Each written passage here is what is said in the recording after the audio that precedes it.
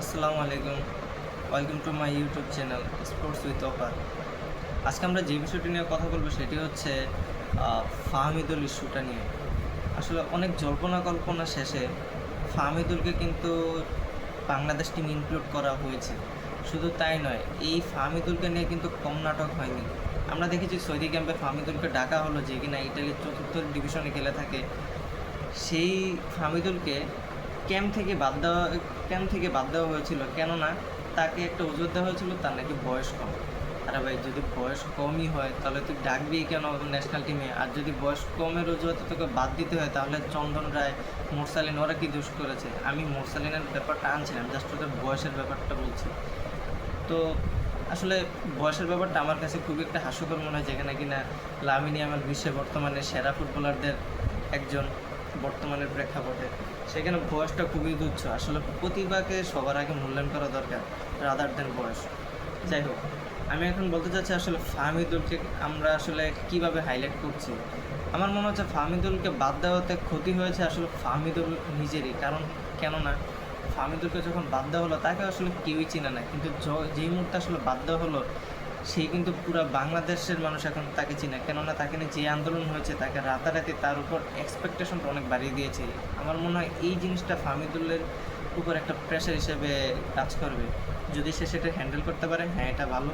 আর যদি হ্যান্ডেল করতে না পারে তাহলে আমার মনে হয় আমরা কোনো জায়গায় হয়তো বা ভুল করেছি, বা হয়তো আমরা সেইভাবে তাকে হাইলাইট করতে পারি নাই কিছু একটা। যাই হোক, তো দেখা যাক। আসলে যেহেতু ফাহমিদুল বাংলাদেশে এসেছে, তার ক্যালিবার আছে, এটা নিয়ে কোনো সন্দেহ নেই। তার যে স্পিড, তার ড্রিবলিং, তার শুটিং ক্যাপাবিলিটি, এটা মারাত্মক।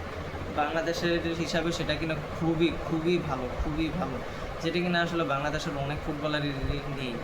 অ্যাকিউরেসি মেনটেন করার মতো বাংলাদেশের প্লেয়ার খুবই কম আছে।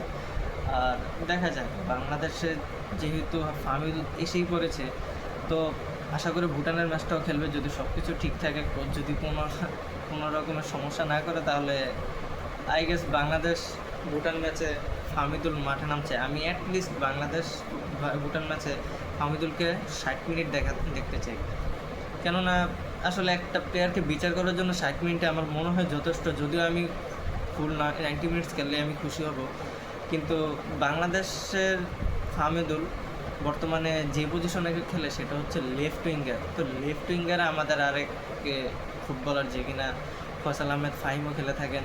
এখন দেখা যাক কোচ কাকে চয়েস করে, কিন্তু আমার মনে হয় বাংলাদেশের ফাহমিদুল ফাইন থেকে ভালো, কেননা ইটালির চতুর্থ ডিভিশন, এটা কিন্তু চতুর্থ ডিভিশন বলে খেলাফেরা করার কোনো সুযোগ নেই।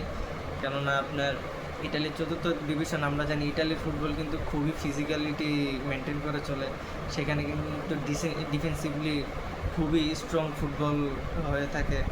তো ইটালির চতুর্থ ডিভিশনে কিন্তু খুবই ডিফেন্সিভ ফুটবল আর ফিজিক্যালিটির সমন্বয়ে একটা ফুটবল হয়ে থাকে, যেখানে কিনা অনেক গ্রেট ফুটবলাররা কিন্তু ইটালির ফোর্থ ডিভিশন থেকেই উঠে এসেছে। তাই ফাহমিদুল যে উঠে এসেছে ইটালির ফোর্থ ডিভিশন থেকে, সেটার জন্য আসলে তাকে ছোট করার কোনো সুযোগ নেই। তার ক্যালিবার আছে, তার বয়স হয়তো কম, কিন্তু তাকে মানে কী বলবো, আসলে অবহেলার কোনো সুযোগ নেই ফোর্থ ডিভিশনের ফুটবলার বলে। তো আসলে ফাহমিদুল যে পজিশনে খেলে থাকে লেফট উইঙ্গার, সেই পজিশনে কিন্তু আমরা যদি দীর্ঘদিন পর্যালোচনা করে দেখি, ফয়সাল আহমেদ ফাহিম বাংলাদেশের হিসাবে ভালো, কিন্তু লেফট উইঙ্গারে বাংলাদেশ ন্যাশনাল টিমের হয়ে ফয়সাল আহমেদ ফাহিমের তেমন কোনো আসলে আমরা কি বলবো, তেমন কোনো আসলে পারফরমেন্স এখনও দেখি নাই। যদিও কিনা ক্লাব ফুটবলে ফয়সাল আহমেদ ফাহিম হ্যাঁ ভালো ভালো পারফরমেন্স করেছে, কিন্তু আসলে লেফট উইঙ্গার হিসেবে এখনও তেমন বাংলাদেশের কিছু করে দেখাতে পারেনি। তো ফাহিমের বদলে আমার হিসাবে ফাহমিদুলকে একটু সুযোগ দেওয়া উচিত। হ্যাঁ, কোচের অবশ্যই তাকে দেখা উচিত ভুটানের বিপক্ষে ম্যাচে সে কেমন করে। যেহেতু আমি একবার বলেছি, তার উপর এখন কিন্তু আমাদের এক্সপেকটেশনটা অনেক বেশি। এই এক্সপেকটেশনটা যদি সে প্রেশার যদি নিতে না পারে, তার বয়স এখনও খুবই কম, যদি এখনও সে প্রেশার নিতে নাই পারে তাহলে কিন্তু এটা আমাদের জন্য একটা লসই বলতে হবে, কারণ আমরাই তাকে প্রেশারাইজ করেছি, আমরাই তাকে রাতারাতি স্টার বয় বানিয়ে দিয়েছি। এখন তার উপর ডিপেন্ড করে। তার খেলা যদি আসলে আমরা দেখি, আমরা যেমনটা চেয়েছি 2-2 যদি 4 না মিলে, তাহলে কিন্তু এটা আমাদের জন্য একটা লস। কেননা আমরা হয়তো ধরে নেব আমরা ভুল মানুষের উপরে আমরা ইনভেস্ট করেছি আমাদের আবেগ।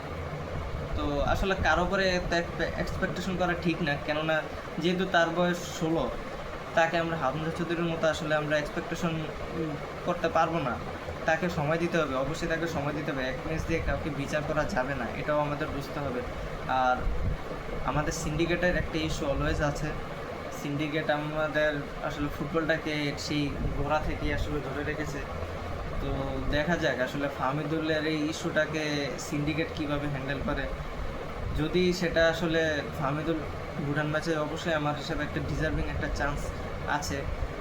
যদি ফাহমিদুল আসলে কিছু ভালো কিছু করে দেখাতে পারে, আশা করি সিঙ্গাপুর ম্যাচেও ফাহমিদুল সেটা স্টার্টিং 11 থেকেই শুরু করবে আমার বিশ্বাস, যদি কোনো সমস্যা না হয়।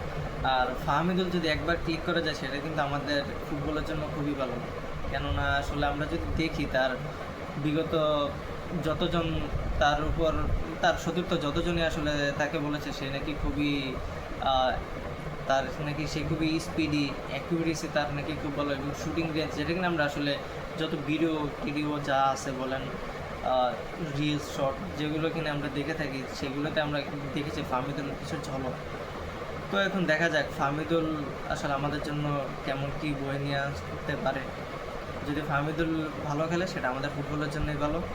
আশা করি বাংলাদেশ টিম ভুটান ম্যাচও জয়লাভ করবে, সাথে সাথে সিঙ্গাপুর ম্যাচও ফাহমিদুল থাকবে, ফাহমিদুল গোল করবে, জয় আনন্দ এনে দিবে, বাংলাদেশের একটা জয়ের উপলক্ষ এনে দিবে। টাটা।